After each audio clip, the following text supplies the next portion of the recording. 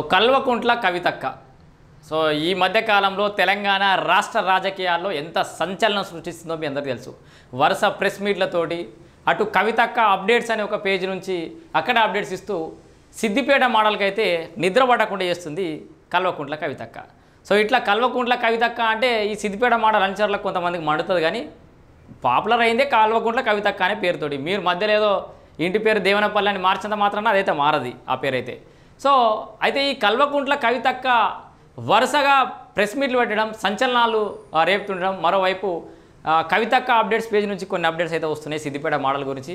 Siddipet model చిలిపి చేష్టల వీడియోలు కూడా రిలీజ్ చేస్తామన్నారు, కానీ మా సిద్దిపేట ప్రజలకు ఆ భాగ్యం ఎప్పుడో ఎన్నికలకు ముందు రావచ్చు.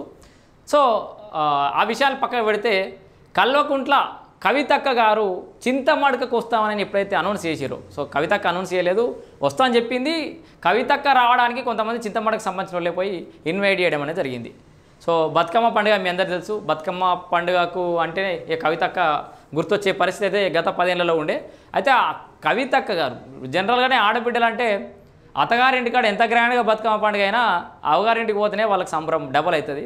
అట్లా ఇప్పటిదాకా హైదరాబాద్లో అక్కడక్కడ బతుకమ్మ ఆడినటువంటి కవితక్క ఫైనల్లీ మరి గతంలో ఎప్పుడు ఆడిందో ఆడ చింతమడకలో మనకైతే ఐడియా లేదు, కానీ సో మొత్తానికి ఈ రకంగా కల్వకుంట్ల కవితక్కకు చింతమడకలో వాళ్ళ నాయన వాళ్ళ ఊర్లో బతుకమ్మ ఆడే అవకాశం అయితే దక్కింది. సరే సస్పెండ్ అయితే అయింది, కానీ అట్లా అయింది.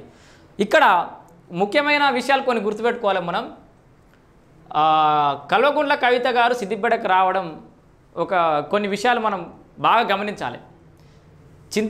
చింతమడకు వచ్చే పర్యటన ఏదైతే ఉందో మరి ఈ పర్యటనలో కొన్ని సవాళ్ళు ఎదురయ్యే అవకాశం ఉంది. అది కూడా సిద్దిపేట మోడల్ వల్ల. ఆయనను బాగా దగ్గరుండి చూసిన వ్యక్తిగా నేను చెప్తున్నా. చాలామంది తెలియకపోవచ్చు, బహుశా కవితక్కకు తెలుసని అనుకుంటున్నా, ఎందుకంటే అంత క్లియర్గా ఈయనకు సంబంధించిన అవినీతి అక్రమాల గురించి సిద్దిపేట మోడల్ గురించి చాలా విషయాలు మాట్లాడింది కాబట్టి కొత్తగా చెప్పాల్సిన అవసరం లేదు. బట్ ఇంకా సీరియస్గా ఎంత కన్నింగ్గా ఇక్కడ రాజకీయాలు ఉంటే ఒకసారి కవితక్క దృష్టి కూడా పోవాలి, అట్లాగే తెలంగాణ సమాజానికి కూడా తెలవాలి. ఒక పెద్ద వేదిక నుంచి కవితక్క లాంటి వ్యక్తులు మేము ఇన్ని రోజుల నుంచి కొన్ని సంవత్సరాల నుంచి సిద్దిపేట నుంచి మొత్తుకుంటే కొంతమంది నమ్మొచ్చు, కొంతమంది నమ్మకపోవచ్చు. కవితక్క లాంటి వ్యక్తుల నోట్ల నుంచి వచ్చేసరికి సిద్దిపేట మోడల్ అసలు స్వరూపం అయితే సమాజం మొత్తం తెలిసిపోయింది, తెలంగాణ సమాజం మొత్తం కూడా గమనిస్తుంది. ఇక్కడ మనందరం చూడొచ్చు కవితక్క దగ్గరకు పోయి వీళ్ళందరూ ఇన్వైట్ చేసినాయి. ఫస్ట్ ఒకసారి మీకు ఆ ఫోటో చూపిస్తా, మీ అందరూ చూసే ఉంటారు. కానీ ఇట్లా కవితక్క గారి దగ్గరికి వీళ్ళు మన చింతమడక మహిళా మనులు వెళ్ళి అయితే ఇన్వైట్ చేశారు.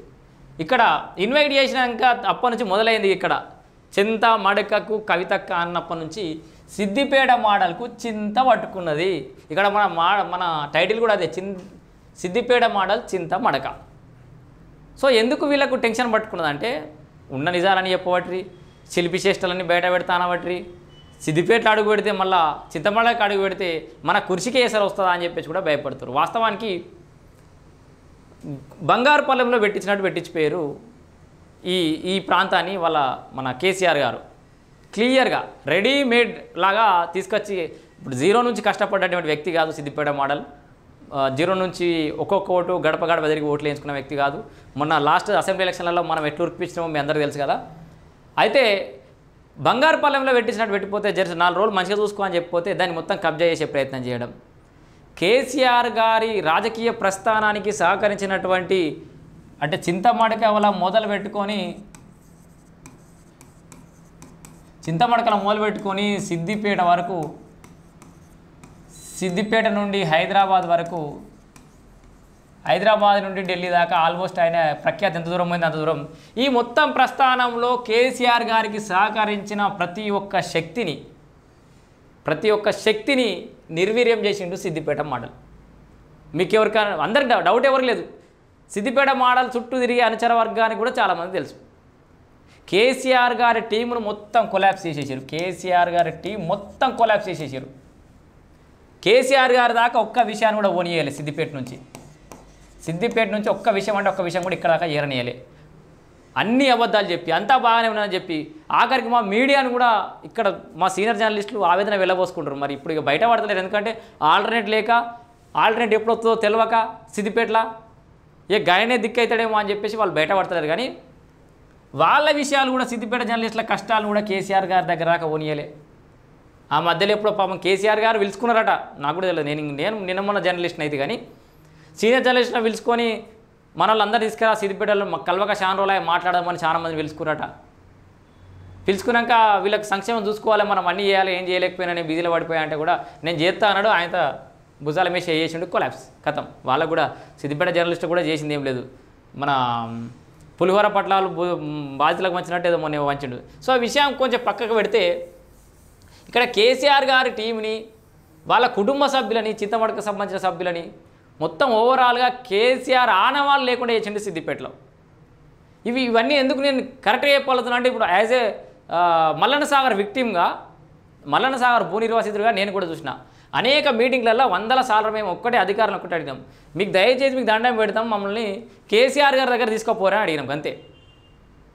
కేసీఆర్ గారి దగ్గర తీసుకోపోరి, ఆయన మాకు ఏదో మాకు మేలు అయితే అయింది లేకపోతే లేదు, కానీ కేసీఆర్ గారి దగ్గర తీసుకోపోరా అని చెప్పినాం. ఎందుకంటే మా గోడ అక్కడ వెళ్ళబోసుకుంటామని, ఇక్కడ పోసుకుంటే ఇక్కడ నుంచి దాటలేవు. అప్పుడు సిద్దిపేట మోడల్ గారు కానీ, సిద్దిపేట కలెక్టర్ గారు కానీ ఆ టైంలో భూ నిర్వాసితుల సమస్యలు అవి కూడా ఎక్కడి నుంచి అక్కడ చేరలే. ఇప్పటిదాకా పెండింగ్ సమస్యలు ఉండడానికి కారణం అదే. బీఆర్ఎస్ పార్టీ మట్టి గరవడానికి కూడా కారణం అదే, భూ నిర్వాసితులే. వాళ్ళ పాప ఊరికైనా పోతుందా? సో ఆ విషయం మళ్ళీ టాపిక్ డైవర్ట్ అవుతుంది. ఇక్కడ ప్రధానంగా ఇట్లా కేసీఆర్ గారి టీమును మొత్తం కొలాప్స్ చేసినటువంటి సిద్దిపేట మోడల్. ఇక ఇప్పుడు అసలు విషయం, మన ఇన్ని రోజులు మన మీద ఇడిచిపెట్టి ఇప్పుడు ఒక ఓనరు మనం పనులం హోటల్ ఇడిచిపెట్టిపోయిండు, దందా నడిపిరా బిడ్డ అని. ఇన్ని రోజులు ఎంజాయ్ చేసినావు, పనులం మార్చినావు, కౌంటర్ నీదే, కథ నీదే, కారు కానీ నీదే. ఓనర్ వస్తా అంటూ ఎట్లా గజగజ ఉనుకుతుంది, అట్లా సిద్దిపేట మోడల్ గజగజ ఉనుకుతుంది. అయితే పవర్ కోసం అక్క, చెల్లి, తమ్ముడు, బావ, బామ్మర్ది, మామ ఇట్లాంటి విలువలు ఏముండే సిద్దిపేట మోడల్ దగ్గర, నేను ఓపెన్గా చెప్తున్నా. అట్లాంటి విలువలు ఏముండే, పదవి కోసం ఏం చేయడానికైనా సిద్ధమవుతాడు సిద్దిపేట మోడల్ అని మేము లక్షసార్లు చెప్పినాం. అయితే ఇప్పుడు కవిత గారికి తెలుసో తెలియదో పాపం, ఎవరైనా ఉంటే కూడా చెప్పుర్రి. ఈ వీడియో చూసిన ఎవరైనా నార్మల్ సిద్దిపేటలో ఎవరైనా టచ్ ఉంటే కూడా చెప్పుర్రి. ఇక్కడ ఇప్పుడు కవిత గారు సిద్దిపేటకు వస్తే ఎక్కడి నుంచి ఎక్కడికి పోవాలి మీకు ఒక రోడ్ మ్యాప్ చూపిస్తా. అంటే వీళ్ళు ఏ రూట్లో వస్తారో మనకైతే ఐడియా లేదు, కానీ ఒకవేళ ఎటు నుంచి వచ్చినా సిద్దిపేట నుంచే రావాలి. మరి దుబ్బాక వైపు నుంచో ఇక్కడ ఫ్యాన్స్ ఉండి, ఐ మీన్ ఇట్లా దుబ్బాక సైడ్ నుంచో అక్కడ ఇంకేదైనా వేరే ప్రాంతం నుంచి వస్తే చెప్పలేం, కానీ సిద్దిపేట నుంచి వస్తే కనుక ఇగో మీకు చూపిస్తా. సిద్దిపేట నుంచి పోతే ఉంటే ఇక్కడ ముందుగాల గాడ్చెల్రపల్లి,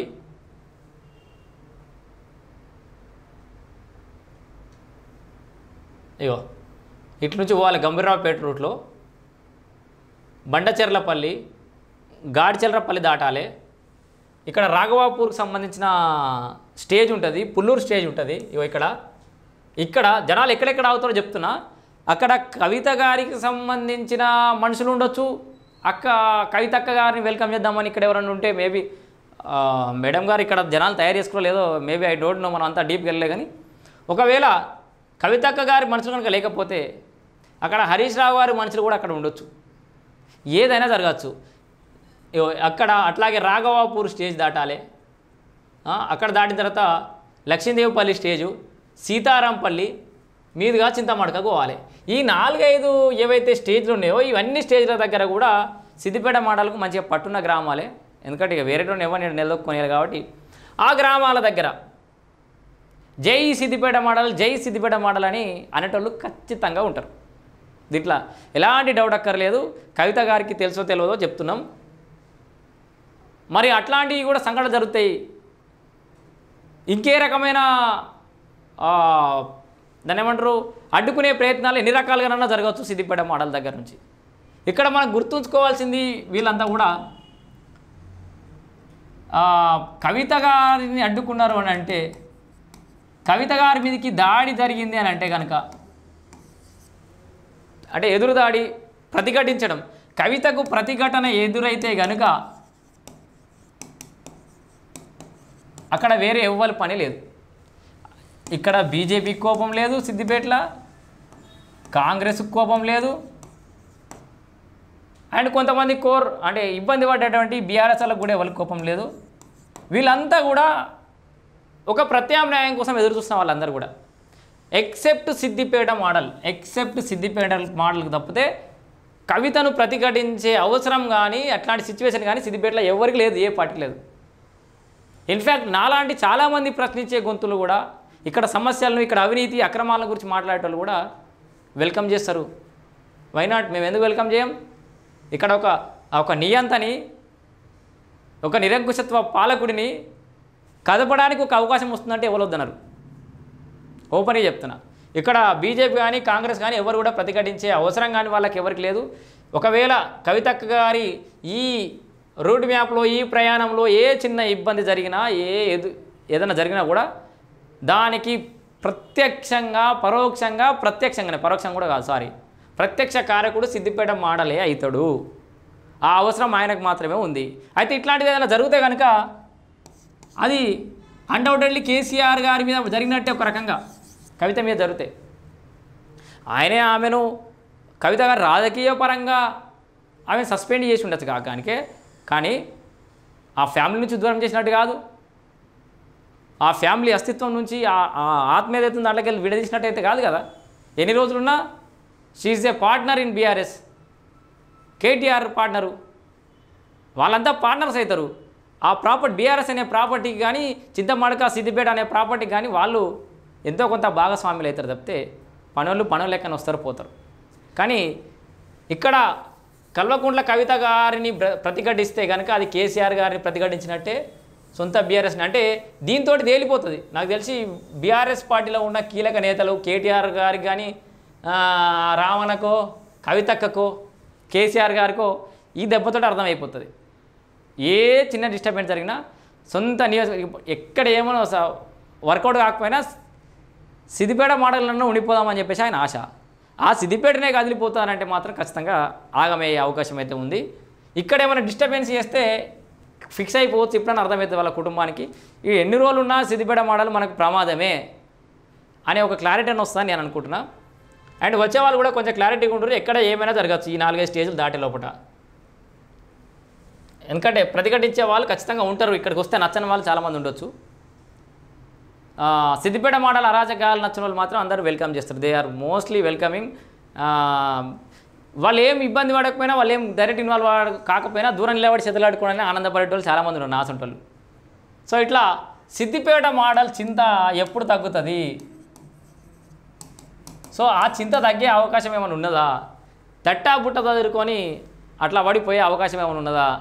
చాలామంది ఇంకొక చివరిగా కంక్లూజన్లో చెప్పేస్తా, కొంతమంది వీడు ఎక్కడికి వెళ్ళి వచ్చి మాట్లాడండి అనేటోళ్ళందరికీ సిద్దిపేట మోడల్ కాదు, సిద్దిపేట అయినా కాదు, ఆయన వేరే దగ్గరికి వెళ్ళి వచ్చిండు. ఇక్కడ నిలదొక్కున్న తర్వాత అందరినీ తొక్కేసిన తర్వాత సిద్దిపేటలో కలుపుకున్నాడు ఆయన ఊరిని. కానీ సిద్దిపేట మోడల్ కూడా సిద్దిపేట కాదు బిడ్డ. మీ మాట్లాడేటోళ్ళు ఎవరు కూడా సిద్దిపేట కాదు. ఎవరు ఎక్కడ శాశ్వతం కాదు, ఎవరెవరు ఎక్కడి నుంచో మైగ్రేట్ అయితేనే ఉంటారు. మళ్ళీ ఆ టాపిక్లకు నన్ను తీసుకుపోకూరి. సో ఏది ఏమైనా కల్వకుంట్ల కవిత అంటారా, మీరు దేవనపల్లి కవిత అంటారా, ఏదేమన్నా ఏ పేరు పెట్టినా కూడా కవితకు చింతమడకకు వచ్చే హక్కు ఉంది. ఎవరు అవునన్నా కాదన్నా చింతమడకలో ఏం జరగబోతోంది, ఈ ఇంపాక్ట్ ఎలా ఉండబోతోంది అనేది మనం సిద్దిపేట వరకు అయితే మాట్లాడుకున్నాం. మిగతా విషయాలు ఈరోజు ప్రెస్ మీట్ పెట్టిన విషయాలు కానీ జూబ్లీ హిల్స్ విషయాలు కానీ మరొకసారి మాట్లాడుకుందాం. సో కల్వకుంట్ల కవిత గారు సేఫ్గా సిద్దిపేటకు వచ్చి సేఫ్గా తిరిగి వెళ్ళాలని కోరుకుంటున్నా. వీలైతే వాళ్ళ వ్యూహాలు వాళ్ళ యొక్క భవిష్యత్ కార్యాచరణ ఎలా ఉంటుందో తెలియదు. కానీ ఇట్లాంటి వాళ్ళు సిద్దిపేటకు వస్తే మాత్రం ఎంతో కొంత మార్పు జరిగితే సంతోషపడేటోళ్ళు చాలామంది అయితే ఉన్నారు.